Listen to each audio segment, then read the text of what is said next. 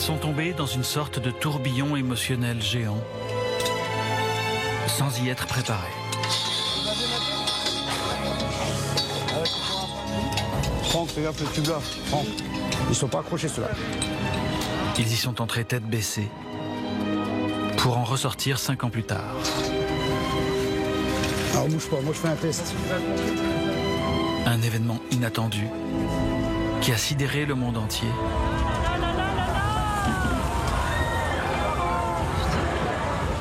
Les a plongés du jour au lendemain dans cette aventure inédite et impossible à prévoir. 5 ans pour reconstruire un chef-d'œuvre. 5 ans de course contre la montre. 5 ans de défis. 5 ans de pression. 5 ans de tourbillon. Ça vous a révélé à vous-même? Ah bah oui, très certainement, oui. Je me dis, quelque part, j'ai de la chance que ça m'arrive à cet âge-là, parce que si j'avais encore 20 ans à faire, je trouverais le reste assez fade. Est-ce qu'il y a un travers qui existait chez vous qui s'est accentué à cause de la pression du chantier? L'intransigeance. Très clairement. Voilà. Ça, c'est... je suis très exigeant envers moi-même. Et c'est de pire en pire. Envers les autres, et c'est de pire en pire. Ça va être la guerre. On s'est comporté avec Notre-Dame comme si c'était une personne. Moi, je dis à tout le monde, c'est très addictif, Notre-Dame. Ah ouais. Très, très addictif. Donc, depuis 3-4 mois, comme je sais que ça va bientôt finir, je m'oblige à aller dans mon atelier au moins 2 jours par semaine pour reprendre ma vie d'avant. Architecte, charpentier, spécialiste des peintures, des vitraux ou des échafaudages. On les a suivis pendant ces 5 ans avec une idée. Comprendre comment chacun, suivant sa personnalité, allait être transformé par cette expérience incomparable. C'était une aventure tellement dingue que le jour de la réouverture, ça va être très dur. Disons qu'on va être heureux et en même temps, on est dépossédé un peu de ce qu'on avait pour nous. On a dit que c'était le chantier du siècle. On s'est trompé. C'est le chantier de leur vie.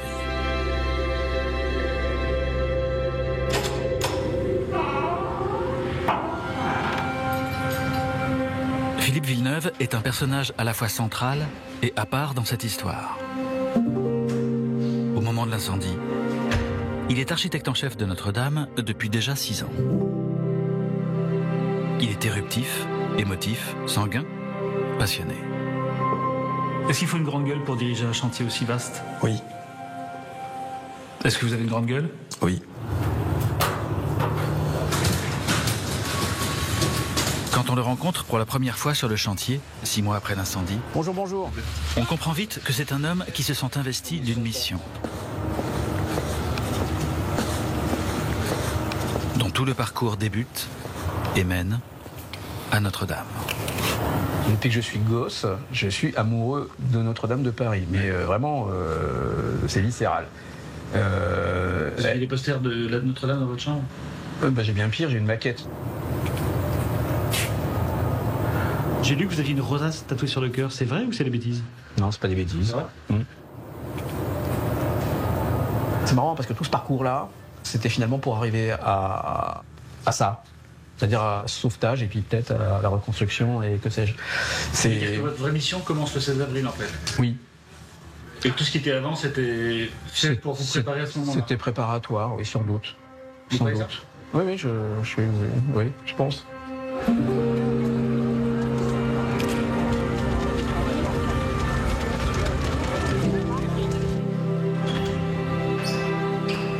Julien Lebras, lui aussi, était là avant l'incendie. L'entreprise de charpente qu'il dirige est alors en train de restaurer la flèche de Notre-Dame. Après une nuit blanche, à témoigner auprès de la police, le lendemain du drame, il fait partie des rares autorisés à rentrer avec les pompiers dans la cathédrale.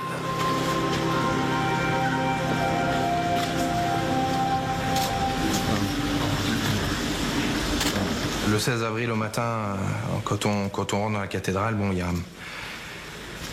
Il y a ces charbons, voilà, quand on marche, qui craquent sous nos pieds, de la lumière.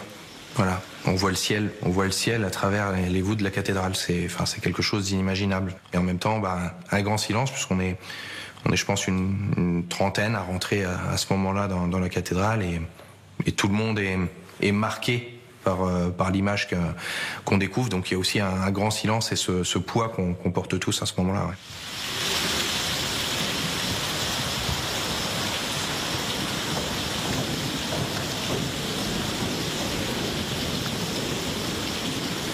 Et le moment où vous rentrez pour la première fois dans la cathédrale? Et ben là, j'ai pas fait oh mon Dieu, quelle catastrophe, mon Dieu, ma pauvre cathédrale. J'ai fait bon, alors là, ça tient pas, ça tient, ça va faire attention, ça, ta. J'étais un robot. La tribune doit être fondue, il doit y avoir une fissure quelque part là-dedans. D'accord. Mais ça veut dire que si jamais ça vient à lâcher, tout tombe. Vous voyez, déjà, d'accord, je vois, Plusieurs s'imaginaient que j'allais pas m'en remettre, et en fait, au contraire. J'ai eu qu'une envie, dès que je l'ai vu par terre, de la redresser le plus vite possible. Ça m'a obsédé. Je voulais vite oublier. Le seul moyen d'oublier, c'était de la reconstruire.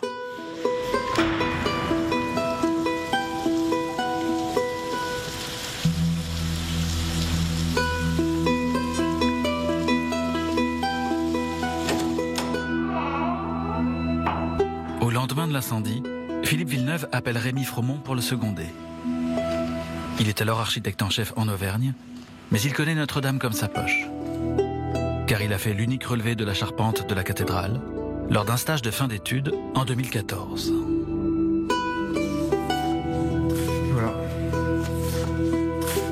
En fait, Philippe, quelque part, il s'est révélé après l'incendie. Et il a donné le meilleur de lui-même, et il a réussi à transmettre en fait cette énergie.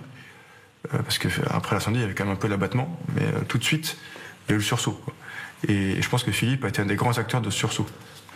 Après, il a un caractère de cochon, mais ça, il le sait. Et on l'aime aussi pour ça. Voilà. Et il s'emporte parfois? Pas parfois, oui, Philippe, il s'emporte, parce qu'en fait, il a un caractère extrêmement entier. Et donc là, le fait que la cathédrale ait été meurtrie, c'est lui qui a été meurtri aussi, quoi.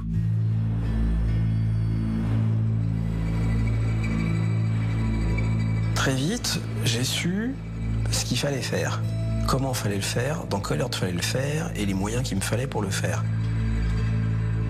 L'urgence du premier jour, c'est de sauver les pignons. Ces deux triangles de pierre, de part et d'autre de la nef, qui ne sont plus tenus par la charpente. Les pompiers venaient d'expliquer justement qu'il y avait le pignon nord notamment qui vacillait à chaque fois qu'il y avait des bourrasques de vent. Ils nous expliquaient qu'ils avaient évacué donc les habitants de la rue du Cloître et qu'il fallait absolument sécuriser très rapidement ce pignon-là.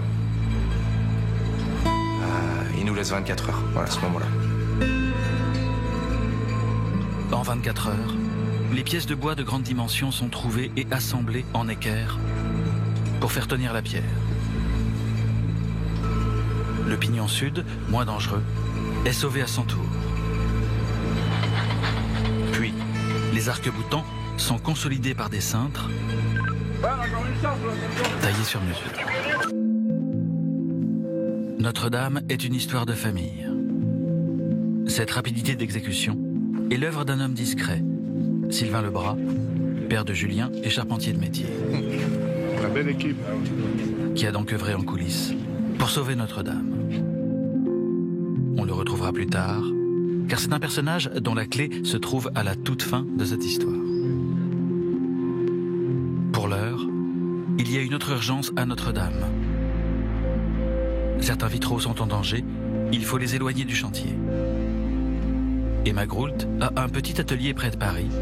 Elle est à table un dimanche, quand le téléphone sonne. Alors en fait, ça a commencé par un simple appel des architectes en nous disant « Demain, il faut que vous soyez sur place, on vous réunit et puis on vous expliquera ce qu'il faut faire ». Vous saviez... On savait rien. J'étais à un repas en famille. C'était un repas en famille avec ma fille qui était toute petite. Donc voilà, c'est vrai que j'étais pas du tout dans cette optique-là, quoi. Et vous lui avez dit « Maman va sauver Notre-Dame » Ma fille aînée, je lui ai inventé une histoire. J'ai inventé une histoire où il y avait un monsieur qui avait éternué très fort sur le toit de la cathédrale et que le toit s'était envolé. Parce que je voulais pas lui parler d'incendie, je voulais pas que ça l'impressionne. Et c'était un monsieur qui avait éternué et puis tout était parti.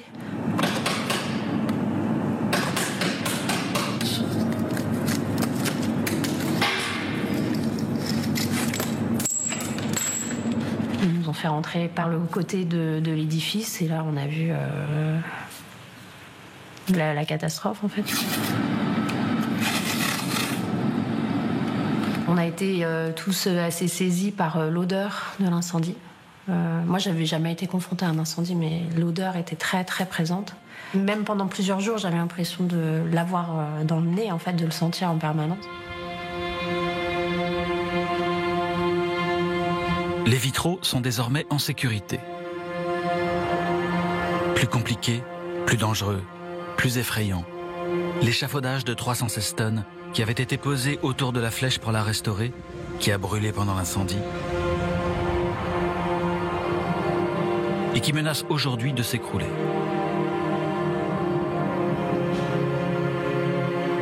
Didier Cuiset est l'homme qui a monté cet échafaudage aujourd'hui calciné. Il est celui qui doit le démonter. Sauf que personne ne sait comment on fait ça. Lui, l'échafaudage, il nous a beaucoup inquiétés. Ouais. Je pense que c'était l'opération la plus difficile. Toi, ça monte là. C'était compliqué en fait. Parce que dans les points que Philippe avait évoqués, il y a stabiliser, mais il y a aussi évidemment démonter l'échafaudage. Et avec son Didier, je pense qu'on aurait eu un mal fou à démonter ce monstre. Didier Cuiset, l'échafaudeur, est paradoxalement tombé dans les escaliers chez lui et doit rester un temps éloigné du chantier en cette fin 2024. Le lendemain de l'incendie, il est naturellement de ceux qui entrent dans Notre-Dame. Moi, j'avais qu'une obsession. Mon obsession, c'était de voir l'échafaudage. On avançait, et au fur et à mesure qu'on avançait, on s'arrêtait tout le temps, 5-10 minutes, parce que là, c'était l'architecte qui regardait, et qui analysait, qui disait, bon, là, ok, là, ça risque rien, et puis moi, j'étais là, je n'osais pas avancer plus loin, quoi. Mais moi, je voulais absolument tracer vers la croisée pour regarder l'échafaudage en dessous, voir ce que je voyais, quoi. Et donc, à un moment donné, j'arrive dans l'angle de la croisée, puis là, je lève les yeux et tout, je regarde l'échafaudage. Et tu sais, je me suis dit, putain, comment enlever ça? La première truc, je me suis dit, putain, comment on va enlever ça?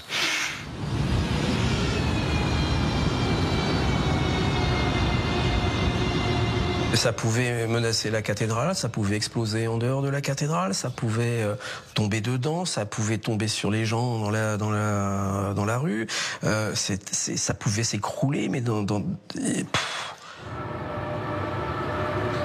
les tout premiers jours, en fait, l'échafaudage est descendu d'un coup de 16 cm. Ouais. Et donc Didier Cuiset est allé sous l'échafaudage pour mettre des vérins pour stabiliser l'échafaudage. Je pense que si Didier n'avait pas fait ça, je pense qu'on n'aurait pas été là aujourd'hui. C'est ce qu'on appelle du courage, quand même. C'est ce qu'on appelle du courage. Voilà.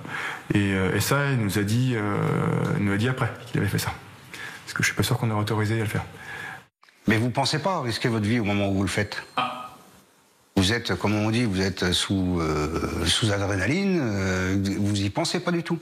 Mais vous me voyez en train de réfléchir. Ça, c'est mon côté impulsif.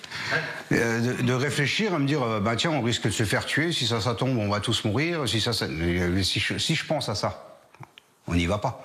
Non. Voilà.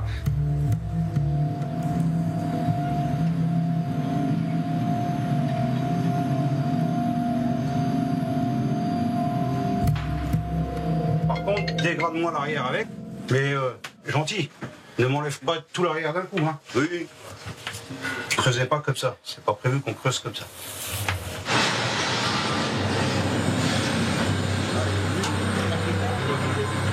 La première fois que l'on suit Didier Cuiset sur le chantier, c'est une nuit de novembre 2020. Ça fait 1 an et demi qu'il bataille contre le monstre. Et le monstre est toujours là. Côté intérieur, mets-toi de l'intérieur vers l'extérieur. Pour ne pas qu'il s'écroule, Il faut enlever les tubes un à un et dans le bon ordre. Ça, on le dégage. On gratte de chaque côté. Celle-là, on lui fera la même chose. On gratte la 2 et on la gratte de 2 mètres de chaque côté. Pour Joe. Celle-là, il faut les gratter, il faut les niquer. Ouais, on va les niquer. Il faut niquer les 2 d'un mètre à gauche et les 2 d'un mètre à droite. Est-ce que les gens changent avec ça? Oui, ça les marque. Même moi, j'ai changé. Une aventure pareille, vous êtes obligatoirement marqué. Vous êtes fatigué, vous chopez des poches, vous prenez 10 ans de plus dans la tronche, vous n'avez pas compris pourquoi. Si, on comprend pourquoi. Les tubes sont parfois si difficiles à atteindre que les échafaudeurs font appel aux cordistes. Allez, merci Magloire, à tout à l'heure. Si, merci Magloire. Déposer un échafaudage brûlé, je ne l'ai jamais fait. J'ai jamais travaillé sur un édifice aussi gros qui est aussi instable en fait. Grégory Vacheron, ancien 3 carrel au rugby, a trouvé dans le métier de cordiste une activité à la hauteur de son amour pour l'engagement physique. C'est jamais arrivé une structure brûlée comme ça qui est encore debout. Donc on n'a pas de précédent.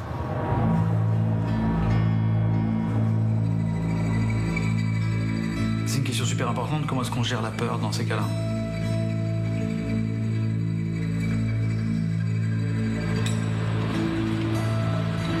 Déjà de ne pas être seul. On a un métier où on travaille en binôme, etc. Donc c'est quelque chose où on ne se retrouve pas forcément seul dans une situation.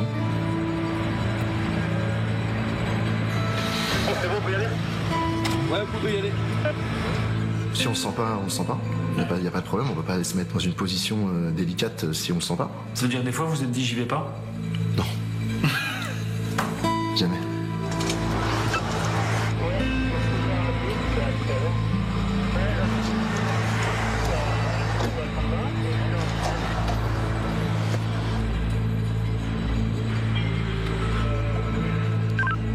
Bon, Cyril, la sécu?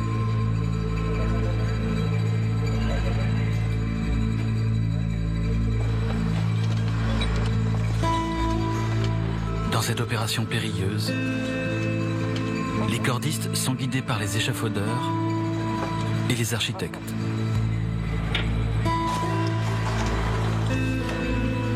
Chaque tube enlevé est une victoire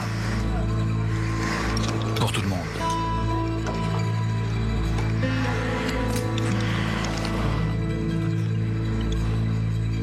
Bah, c'est des moments très, très, très forts parce que je pensais pas que ça sortirait comme ça, tu vois, aujourd'hui, là. Je suis un peu fatigué, là. En fait, c'est... pourquoi on ne se rend pas compte, c'est qu'au moment de la sécurisation,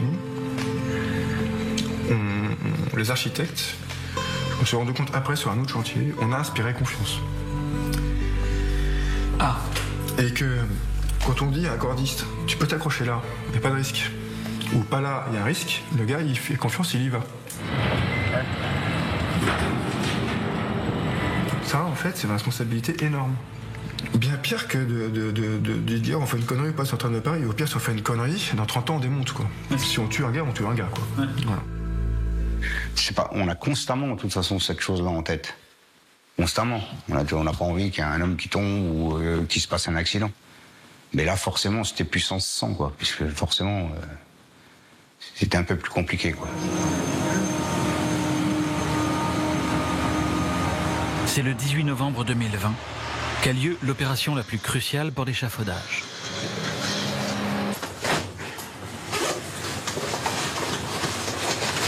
C'est un grand jour pour le chantier. C'est un très grand jour pour Didier Cuiset. Il a une poutre qui entoure l'ensemble à enlever. Alors, comment ça va se passer exactement? Donc aujourd'hui, ce qu'on va faire, on va désaccoupler ces poutres. Pour l'instant, tout tenait ensemble. Donc du coup, là, on sera complètement désolidarisé de tout, quoi. Mais on a toujours peur d'un mouvement ou du vent. C'est pour ça qu'on attendait aussi des journées à chaque fois où il n'y a pas de vent. Ouais. Parce que quand vous avez, c'est pas tellement le poids de la poutre. La poutre fait 1 tonne. C'est surtout son envergure de 28 mètres. Il y a le grutier, si jamais il y a un coup de vent, 28 mètres, bon, ça commence à faire du déploiement dans tous les sens, quoi. D'accord. Donc voilà, c'est solide et fragile à la fois. Donc ça va bien se passer. Voilà. On survole le presbytère et on la descend en stock 2. D'accord. Est-ce que c'est la dernière opération délicate ce matin? Ouais. Ouais. Ouais. C'est la dernière. Vous avez bien dormi? Non. J'ai pas beaucoup dormi cette nuit. Non. Ouais. Je dormirai mieux ce soir.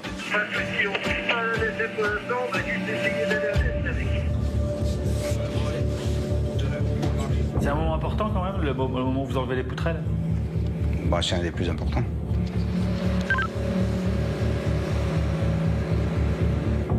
Il est 9h, l'opération est lancée. Franck est dans une première nacelle côté sud, son collègue Joe dans une deuxième nacelle côté nord. Didier, dans une troisième nacelle, supervise l'intervention. Et puis au centre, la fameuse poutre métallique de 28 mètres que l'équipe doit parvenir à libérer sans que l'ensemble ne perde l'équilibre.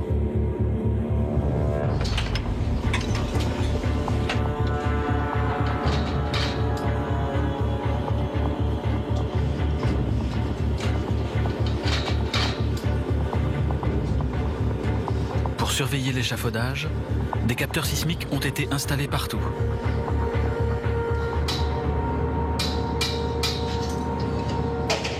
Et à la 20e minute, les capteurs font leur travail.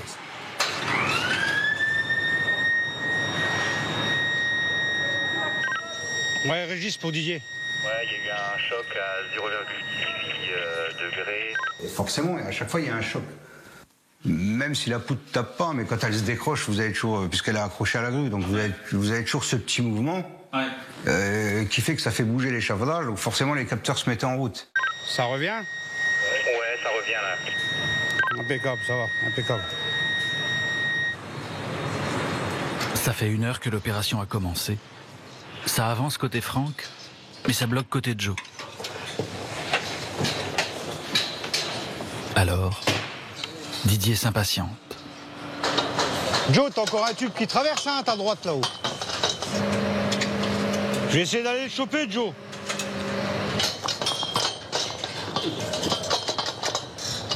Il bloquire. La poutre, il faudra que tu la tires un tout petit peu vers toi. Bon, tiens ton collier. Suis du dessus. Et pousse ton tube. Tiens ton collier. Je t'ai dit, tiens ton collier, je t'ai dit.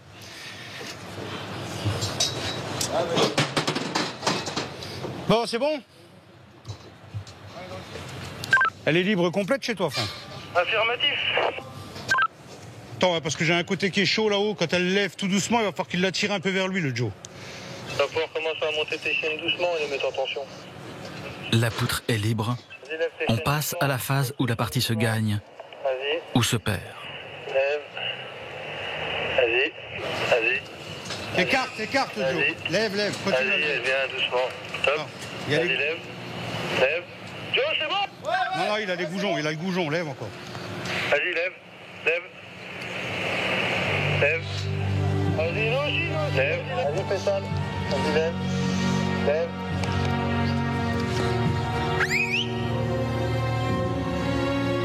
Vas-y, lâche la corde, c'est bon.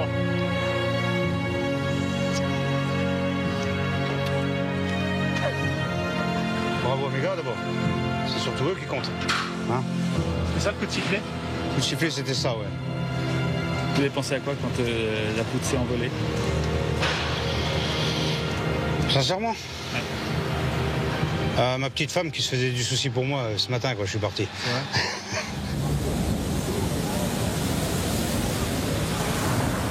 8 jours plus tard, l'échafaudage a disparu. Tout le monde ce soir est resté. Une page se tourne. Ça fait plaisir de monter avec toi, Didier. Ah bah, et moi donc. Officiellement, la famille du chantier s'est réunie pour découvrir un nouveau point de vue sur la croisée du transept. Là, ça fait du bien. J'ai plus que 3 bouts, là, ça fait du bien. Là, je revide.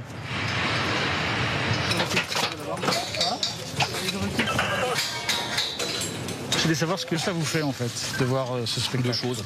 La première, je suis heureux que l'entreprise réussisse à dégager enfin ce cadavre. Et en même temps, je n'arrive pas. Je porte pas. De quoi? Ça. C'est... En fait, c'est très violent. Heureusement que ce chantier est une merveille humaine. Vous voyez ce qu'on entend là derrière, là?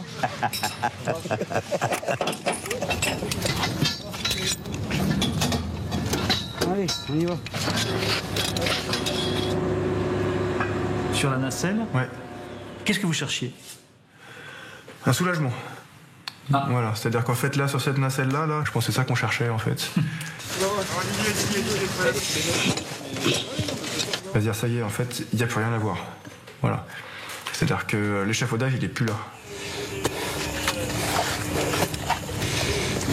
C'était le grand moment de libération pour eux, et puis pour moi aussi.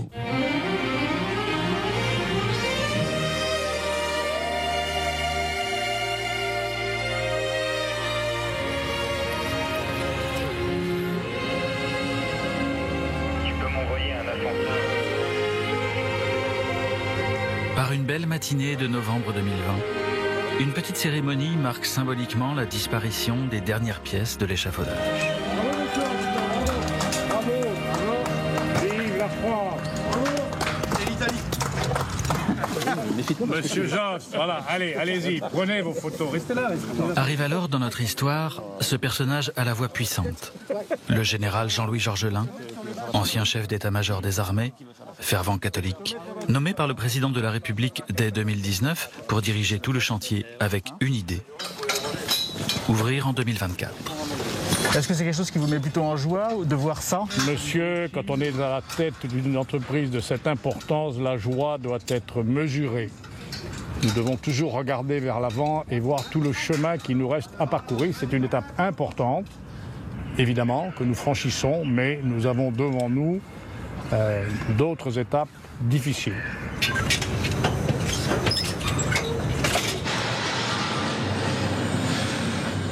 Il y a donc ici deux chefs, l'architecte en chef et le général Georgelin.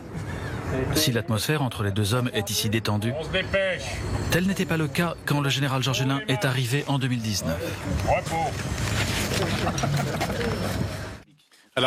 Car il a mis le feu aux poudres devant une commission parlementaire en disant des mots peu aimables pour l'architecte en chef qui avait donné publiquement son avis à propos de la flèche. Mais madame, je lui ai déjà expliqué plusieurs fois, et je le ferai de manière plus qu'il ferme sa gueule et que nous avançons en sagesse pour que nous puissions sereinement faire le meilleur choix pour Notre-Dame, pour Paris, pour le monde. Est-ce que vous pardonnez au général Georgelin pour ce qu'il a dit Mais non seulement je lui pardonne, je le remercie d'avoir fait ça. Pourquoi? Parce que, alors que certains cherchaient à me virer du chantier, finalement cette phrase a été très contre-productive, en tout cas pour les objectifs de ces gens-là, puisque ça a agacé beaucoup de monde. On a dit que c'était irrespectueux vis-à-vis de l'architecte et que ça se faisait pas, etc. Donc je suis devenu un petit enjeu politique, tout modeste que j'étais. Enfin, j'étais juste un outil pour les politiques, et c'est à ce moment-là que la réponse du ministère de la Culture, qui est quand même la tutelle de l'établissement public, a dit au général, on parle pas comme ça à l'architecte. D'ailleurs, ça sera l'architecte qui refera la construction. Circuler, il n'y a rien à voir. Donc quelque part, le général m'a sauvé la peau.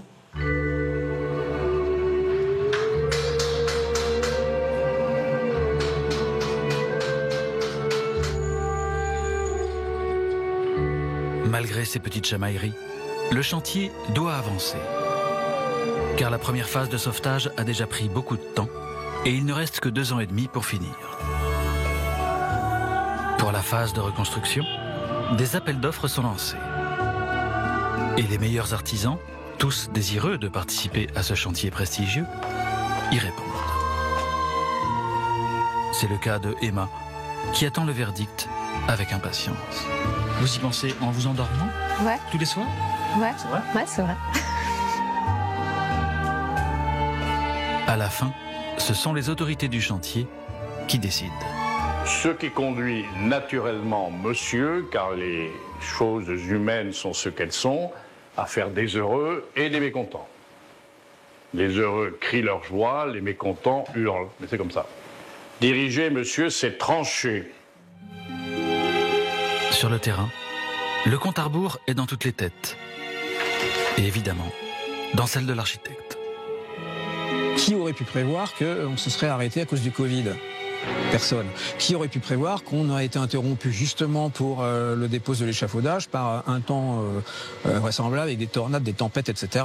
Et on a une date qu'on doit honorer. Le général Georges Lain s'est engagé, moi je me suis engagé et voilà, c'est tout. On fait tout pour. Mais, alors que l'architecte veut voir s'élever la flèche à la croisée du transept, des archéologues ont investi les lieux. Et le problème, c'est qu'ils sont très contents. Car ils ont trouvé beaucoup de vestiges merveilleux, retardant d'autant le chantier.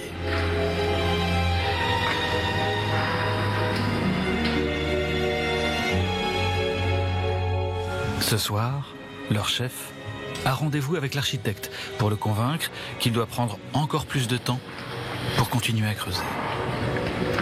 Il sait que Philippe Villeneuve est amoureux de Notre-Dame.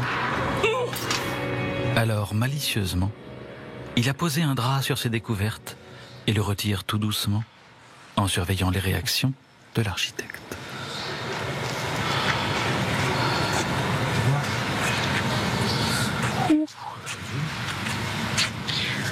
Hein ?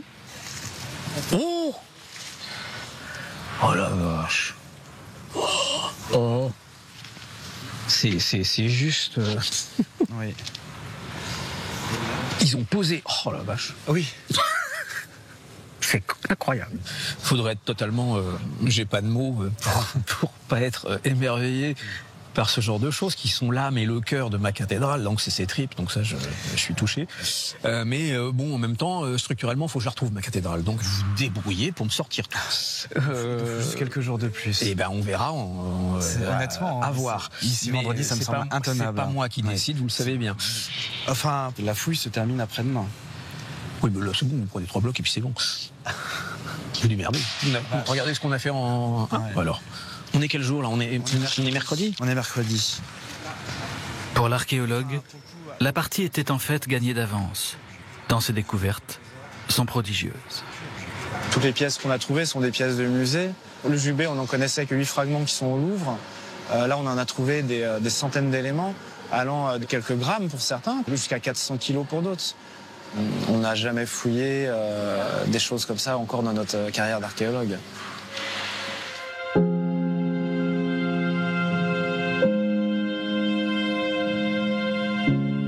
Quelques jours plus tard, les archéologues, encore eux, ont fait de nouvelles découvertes. Ils ont cette fois-ci trouvé des corps dans des sarcophages de plomb qu'ils emmènent pour les étudier loin de la cathédrale.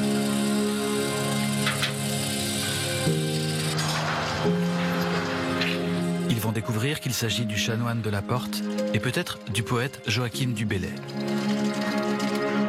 Mais, à ce moment-là, interrompant le travail des scientifiques, l'archiprêtre de Notre-Dame, Monseigneur Chauvet, débarque à l'improviste. Mais tu veux au fond de moi la vérité. Dans le secret, tu m'apprends la sagesse. Purifie-moi avec l'hysope et je serai pur. Lave-moi et je serai blanc plus que la neige. Fais que j'entende les choses et la fête. Monseigneur Chauvet a été ordonné prêtre en 1979 à Notre-Dame.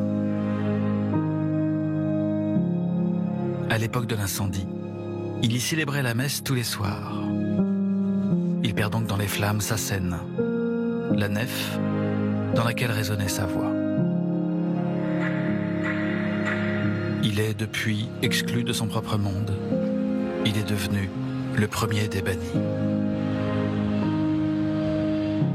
Au lendemain du drame, il avait osé dire sa peine devant tout le monde. Notre cathédrale, c'est la cathédrale de Paris, c'est le cœur de la France et au-delà. C'est la cathédrale du monde. En tout cas, je m'en suis rendu compte. Je n'ai pas fait de discours car depuis lundi soir, vous imaginez bien que je suis très fatigué. Qu'est-ce que vous avez appris sur vous-même pendant cette période-là? Qu'est-ce que j'ai appris de moi-même?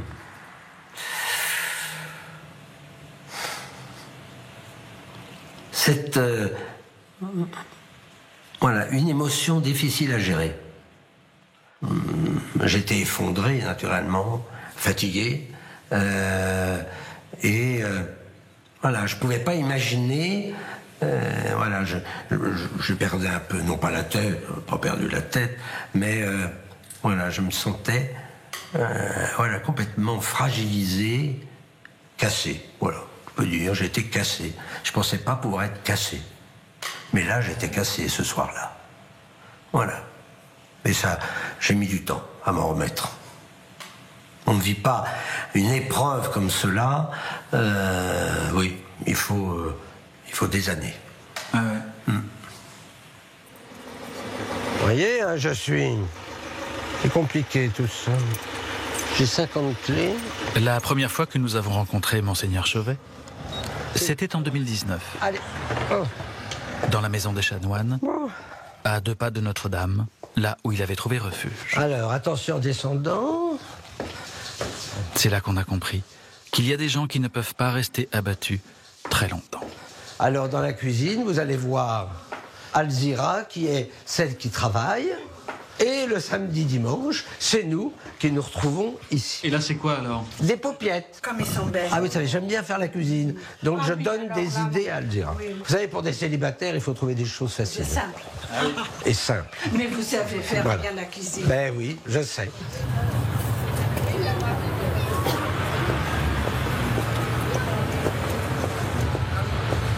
On va voir quelque chose d'important que j'ai demandé il y a 2 mois au préfet Cadeau.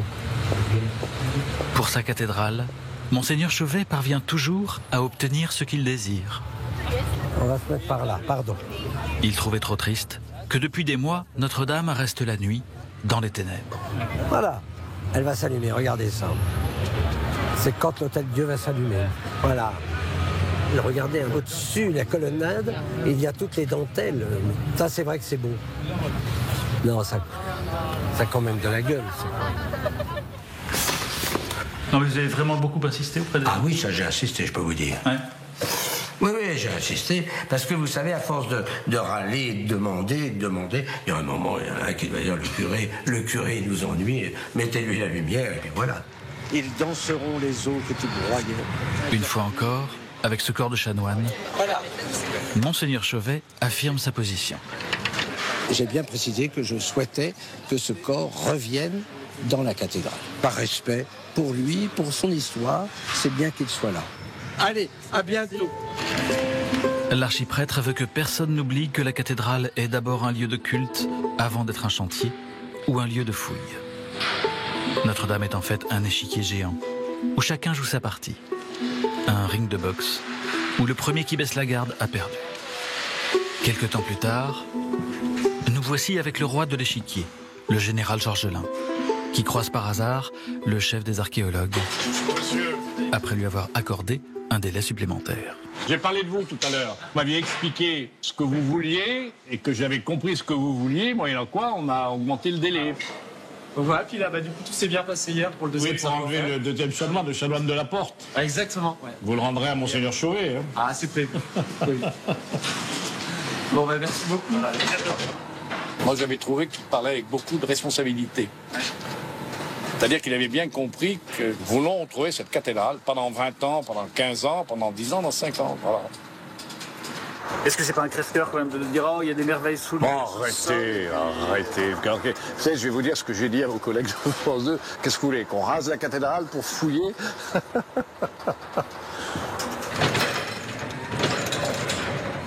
Le chef a parlé. La reconstruction peut enfin commencer.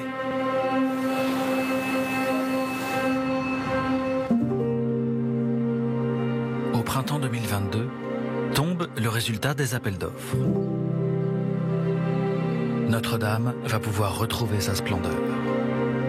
D'autant que son incendie a donné l'occasion et les moyens de la restaurer en profondeur. Jusqu'à révéler sa beauté originelle.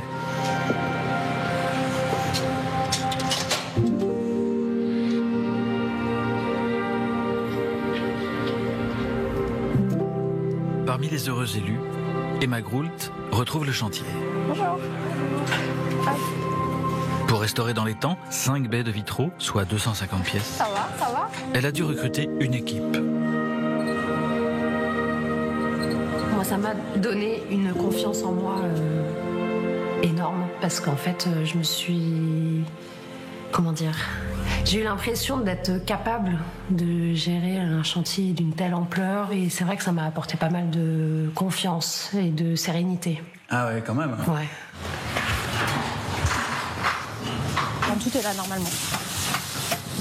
Et là-dedans, je les ai mises. Yes. Nickel. Ce qui peut être bien, c'est de faire des photos systématiquement, aussi bien pour nous les vitraux que les serrureries. Ok, d'accord. Parce que les serrureries, on les remet pas en place. Oui, d'accord.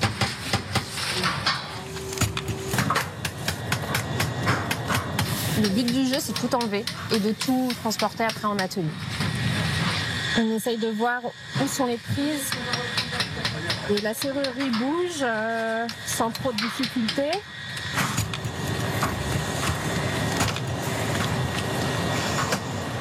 Une fois nettoyés et restaurés, les vitraux laisseront passer beaucoup plus de lumière.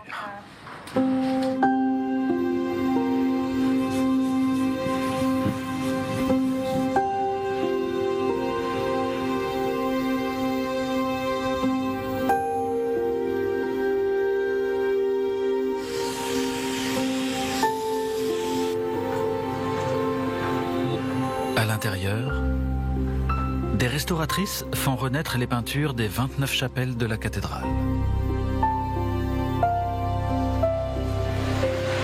Une équipe a obtenu plus de la moitié des chapelles, celle de Marie Parent. En tout, on a 16 chapelles, 2 passages et la salle du chapitre de la sacristie. Donc, vous voyez l'encrassement, la crasse qu'on enlève. Non. Si. Donc ça, si vous voulez, c'est le résidu de tout ce qu'on enlève sur les murs. On dit parfois que les artisans soignent Notre-Dame. On a raison.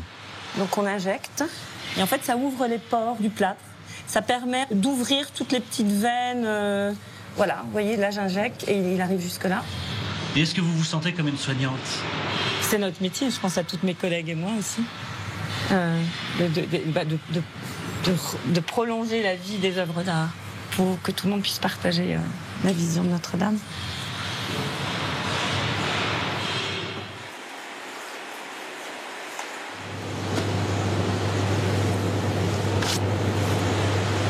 Bon, qu'est-ce que t'en penses? Oui, bah oui. Là, peut-être les petits points là, non? Non.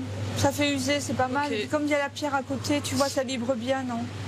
Je pense que c'est bien comme ça. Quand on est amoureux de la peinture, intervenir ici dans la plus emblématique des cathédrales du monde pendant des mois ne peut évidemment pas être une expérience anodine. Moi, j'ai une collègue qui me dit, mais moi, j'arrive tous les jours en dansant tellement je suis contente de venir à Notre-Dame. Effectivement que c'est un chantier merveilleux. Tous les matins, quand j'arrive sur le chantier, je suis heureuse.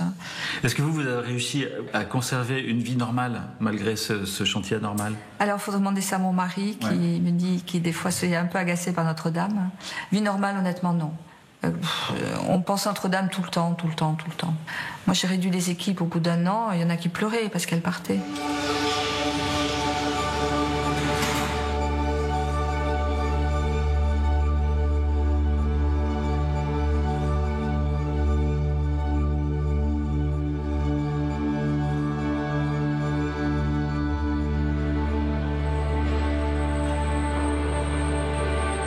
Ainsi, la cathédrale fait sa mue.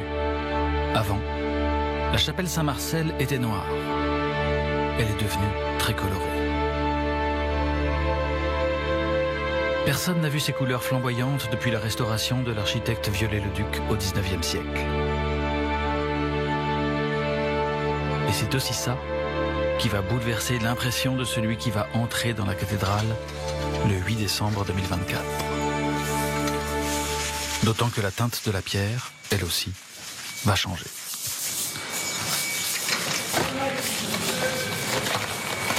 Là.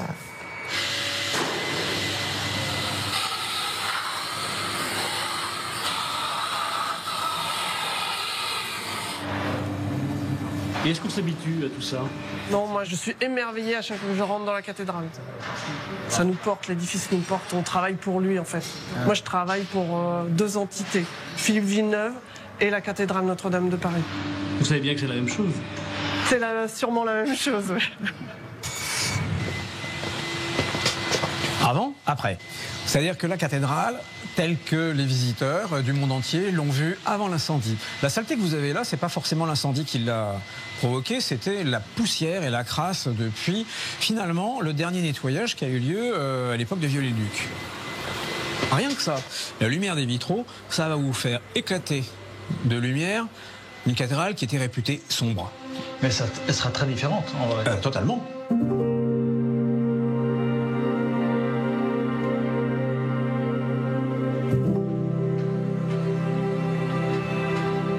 Mais les plans de l'architecte sont parfois contrariés par d'autres que lui, qui réfléchissent eux aussi à la beauté de la cathédrale, avec d'autres idées. Et avec une influence certaine.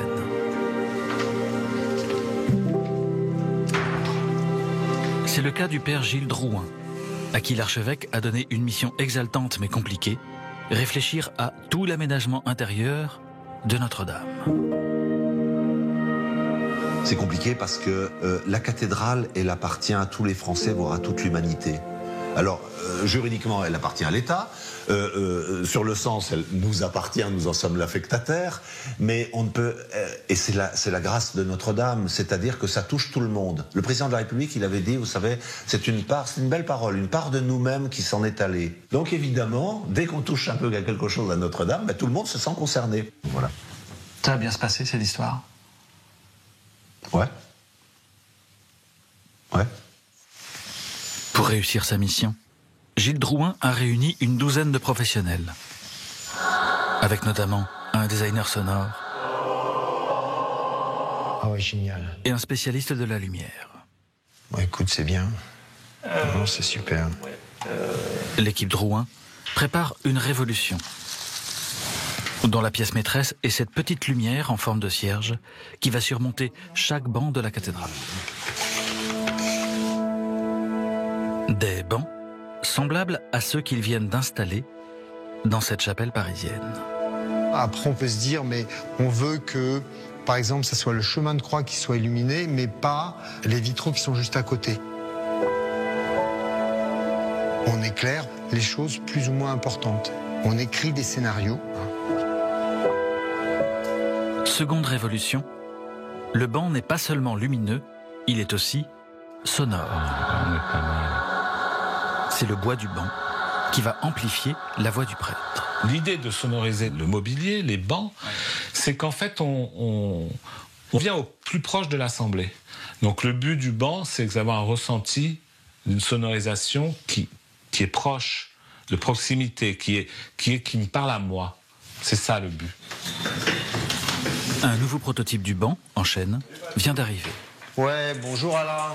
Et le designer sonore va immédiatement le tester pour savoir où placer son haut-parleur pour le faire sonner idéalement.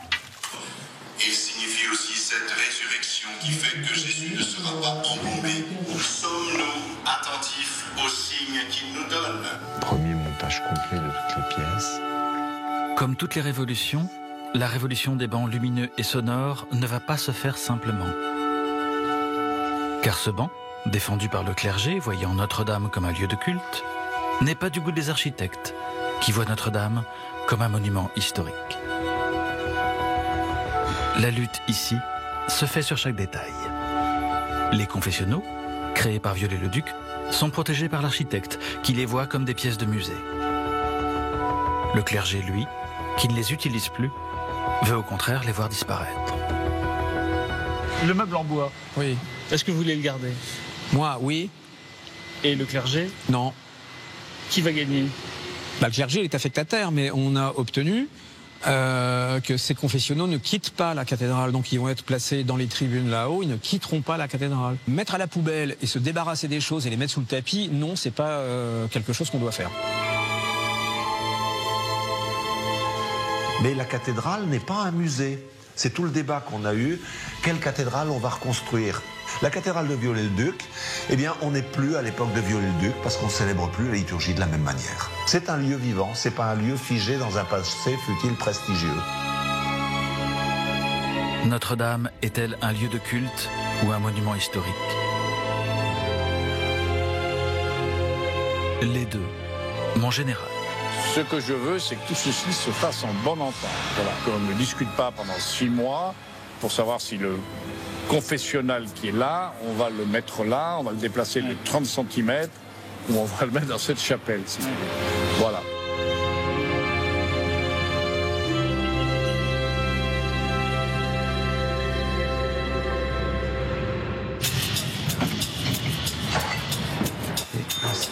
Ce 6 septembre 2022, le chantier va vivre un moment rare, un moment clé, un moment de revanche sur le destin.